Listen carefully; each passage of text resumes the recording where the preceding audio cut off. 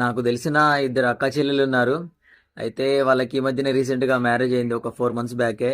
అయితే వాళ్ళ నాన్న వాళ్ళని, ఆ ఇద్దరు కవల పిల్లల్ని, అదే సంధ్యా వింధ్యని, అసలు కష్టం అంటే ఏంటో తెలియకుండా, అసలు వాళ్ళకి ప్రాబ్లమ్స్ అంటే ఏంటో తెలియకుండా వాళ్ళ నాన్న అల్లారు ముద్దుగా పెంచుకున్నాడు, వాళ్ళ అమ్మా నాన్నలు వాళ్ళిద్దరిని.